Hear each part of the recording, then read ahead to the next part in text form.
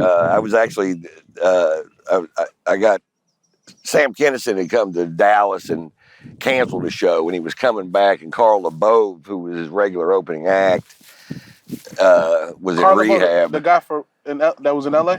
Yeah, LeBeau. Oh, yeah. Funny guy.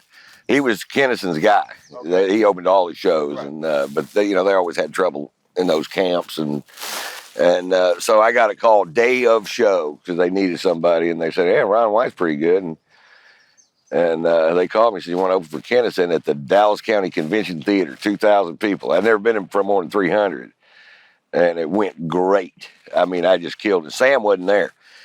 He hadn't showed up yet. And, So his brother was there, Bill, and he said, just go out there. He said, a lot of times the opening act is a sacrificial lamb because they just want Sam, And I'm like, well, I'll try.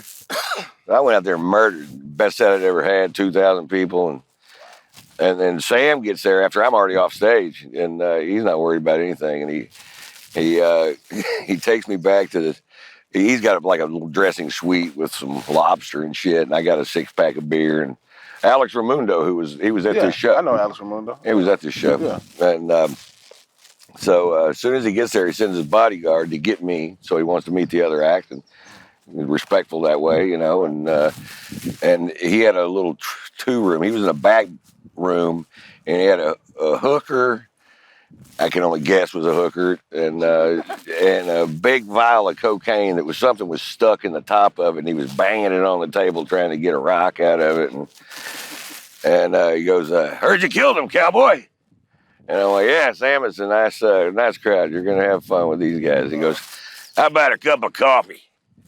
And I'm like, yeah, I got to do a bump with Sam, so I did it, and he did a big old huge rail, and then he faked a heart attack.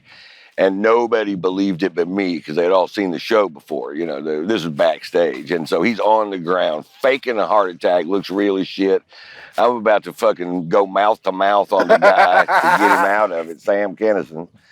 And he jumps off the floor. I'm like, oh, yeah, all right. And he goes out there and he just slaughters the place.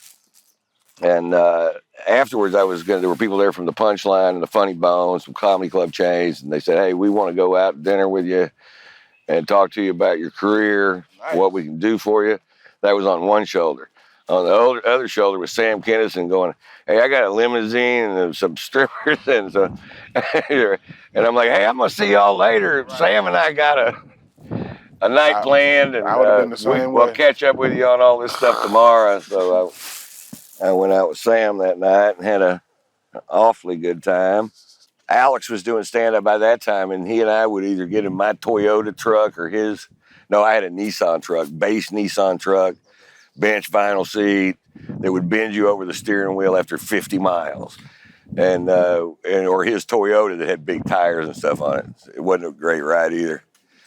And we'd drive it 800 miles, do one-nighters for Comedy Zone. Wow. And just having fun and partying hard and just both of us in total disbelief that we were able to make a living doing it. And I was making maybe 175 a night, maybe on the road, and he was making like 75. And but we still thought we were ruling the world. And there was some other guy who was the poor headliner, and he wasn't a great headliner. And I was a really powerful middle act even then. And so the headliners, because there's C-room headliners, they couldn't follow me. Right. And so we did that for a little while till I started getting the bigger jobs, and they moved him up to the next spot. So then we felt like we were rich, on the road. Now I'm making a grand, $1,200 a week. Wow, none of my friends made that much money back then. For real.